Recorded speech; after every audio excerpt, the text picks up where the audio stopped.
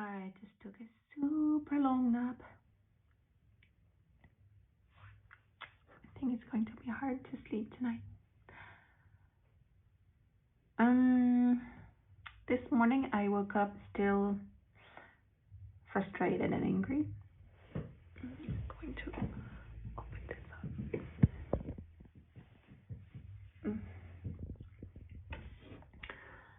And I couldn't sit still. I couldn't sit in my meditation. I kept moving around, watching the time. After 20 minutes, I wanted to stop. After 40, I wanted to stop. At 55, I wanted to stop. And I usually meditate more than 1 hour, but today I was like, oh, it's been 55 minutes now. Can I stop? Because I was jittery, I couldn't sit still. My mind is saying, okay, it's good, it's fine, it's really fun, you're meditating, but it's not leading you anywhere. You need to get up, find a job, no matter what. It's urgent. You have no more money. Hurry up. It's, yeah. So that kept screaming at me the whole time since yesterday.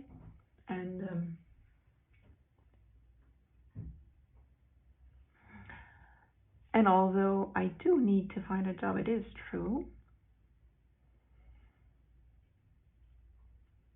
It's not something you do full time. You still have to wash your clothes, take a walk, and also it's like there are beliefs in me or thoughts in me that say that not having a job and not having enough money is bad. It means something about who you are. It means something about your worth.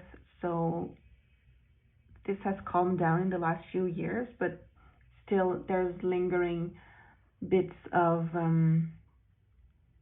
your worth is determined by what you do, how much money you make. And I never succeeded at that.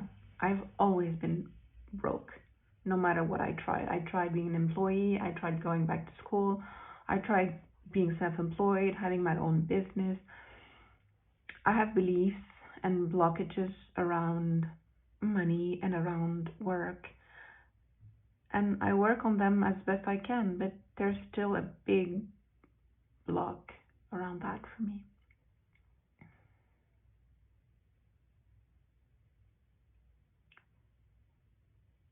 So as much as I need to get a job, and one part of me says, go ahead, do it, a part of me doesn't want to, and that resistance is quite strong.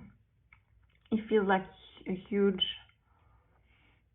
mountain to climb, to just simply find a job. And obviously I have stories about that, like, yeah, but I don't have anything, I don't have any work experience that in something I like, I can only do things I don't like, and can't go back to school, I've got a daughter. And anyways, I just got back to school. I just came out of a coaching program, and I love coaching, and I think it's amazing, and I want to do that. And yet I have major blocks around marketing myself. I have beliefs that attracting clients is hard and you have to beg for them and no one's willing to pay. I have all those limiting beliefs. And I've done all the work in the world to change them. They don't seem to change. And that brings me back to free will and non duality videos, which I keep watching over and over again, that say that there's no free will. And as depressing as it is, I have to come to the conclusion that it is true. Yes, a part of me, I see all my blogs, I see all my beliefs, I've read all the books, all the ways to change beliefs. I've been coached, I've been in therapy, I've been doing my work on myself, facing things full on, feeling the feelings. I did all I could. They're still there. And some other beliefs are super quick to change. But this is hard to change. And I know, oh, it must be related to trauma. Well, I've worked on my trauma as well. So what makes some people heal from trauma super fast and some never heal? And it's not dependent on the gravity. No, that's a French word, gravité. Like on the how serious it was or how bad the trauma was. Some people have worse trauma than me and they got over it. So who decides who heals? Who decides who manages to release their limiting beliefs and blocks?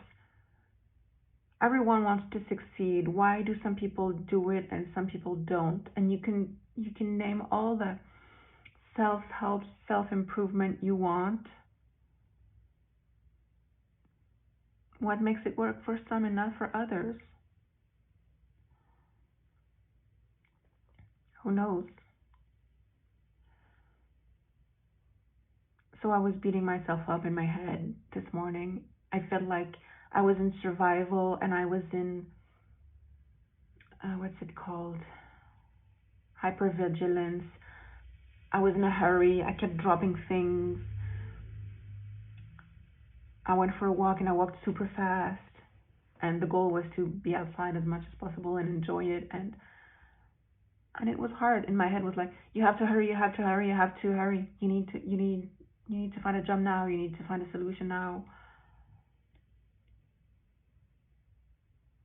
And the thing is that if I, for example, got an email or a phone call right now saying that, oh, we want to hire you, you were hired, you'll start in 1 week or 2 weeks or whatever, that wouldn't bring me any money in the immediate moment.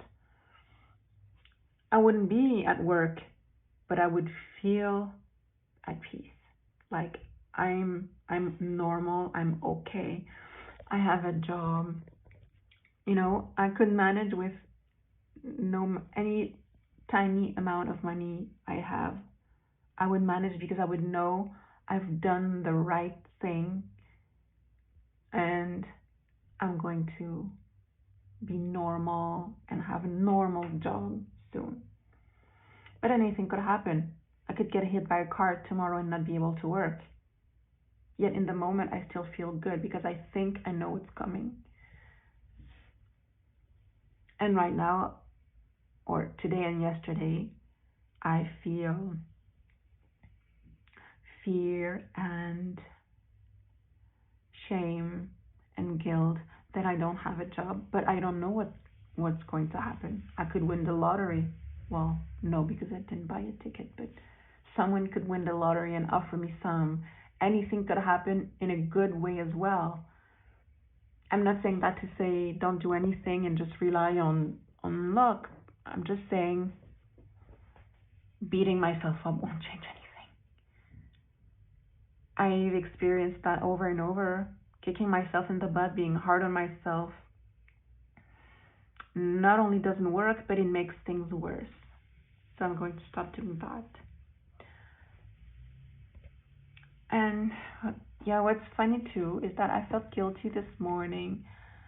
I did exercises, I went for a walk, and then I came back home and I played a non-duality video. And it's winter here, so how's it called? To make the ice and snow melt on the sidewalk so that we don't slip and fall. Sometimes they put salt or sand, but this time it was gravel, I think, like tiny rocks. And I live on the ground floor, so there are tons of small rocks in the hallway, and then obviously when we walk around and the cat walks around, there's gravel everywhere, and it's annoying. So I was walking on those small gravel rocks, and I said, oh, well, I'm just going to vacuum the house. And I was due for vacuuming, obviously, and I knew I should be doing it, but shoulding is annoying. You never want to do it, and I usually have all those like everyone, we all do mental stories. I don't like vacuuming. I don't want to do it. Oh, I can do it later, or I'm gonna have to pick everything up that's on the floor in the entire house before I can vacuum. It's going to be long, and I don't want to do it. All this chatter that makes you procrastinate and not do anything. But right now, it was just like, oh, I don't like working on those things. I'll just vacuum. And I thought, what a good idea. I can listen to my video and do something at the same time. I was just it was like I wanted to vacuum the house actually, which is which is funny. And I didn't vacuum in such quick and efficient way today as I usually do. We all have our tricks and tips to make chores easier or faster or more productive. But today I did not. I was just vacuuming the way it happened. And yeah, looking back, seems like it was faster than usual and less painful and more enjoyable. So what's fun is that yesterday I could feel. If you read Eckhart Tolle, you probably know about the pain body. So yesterday I could feel my pain body come up. Mm, yeah. Yesterday I could feel my pain body come up, and I've known that for a few years and been working on that in therapy and alone with myself for a few years as well. Noticing it is the best way to stop it, although do you really have to stop anything from happening? So I was noticing it yesterday. I was seeing the resistance I had towards my emotions, my negative emotions, because the pain body is like an addiction. Feeds on your it feeds on your energy, and it grows the more attention you give it. And in the past few years, it's been so hard. Well, forever, but I've been aware of it lately. It's so hard for me not to get sucked into it. I notice it, but it still takes me with its energy, and I become low and down and depressed, and it activates my fear and shame and guilt responses. So yesterday since I've been meditating a lot, I was acutely aware of it coming up, and I was disappointed, but I was not resisting it, or I could see that I was resisting it. So just seeing it made the resistance a bit less.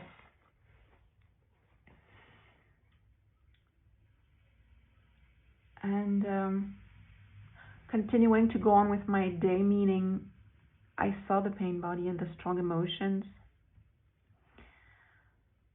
but I still went for a walk. I still did exercises. I still did my makeup. Well, not that I wear so much makeup, only lipstick and blush. And when when the time came to meditate, I was willing to sit with my. But that was the most. At the beginning of my challenge, in the first 2 days, I hated meditating, and the thoughts were very annoying. But I was willing to sit there for an hour and maybe more, probably because there was a hope that meditating or sitting would make it go away, which it didn't mostly. But today it was unbearable. I just didn't want to sit there. You know, it's not even my mind. My body is so used to that. It's so trained. My body couldn't stand still. My body felt like a threat was right there in front of me, and I had to run. Like major trauma response. My nervous system was in fight or flight. So it was hard, and then I was like, I don't have to do this. It's okay. I can do only 40 minutes, but I thought, yes, I can do only 40 minutes, but it's not that I want to do 40 minutes right now. It's that I want to run away. So I did my 1 hour, not more. After that, I jumped on my phone and thought, okay, I deserve a video. And then I went on with the vacuum, which is cool because I didn't do anything. I just managed to sit for 60 minutes, like maybe 59, and then I vacuumed in the moment, in the present. And then I went for a way too long nap, which probably will prevent me from falling asleep tonight, but it's alright, it's Friday. How did my daughter say today? We usually eat pizza on Friday nights and watch a movie. And she said, what did she say? C'est Telepizza, it's Pizza TV, Telepizza.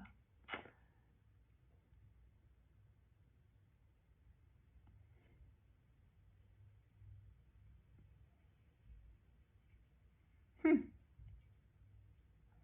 what a long video for a terrible meditation day.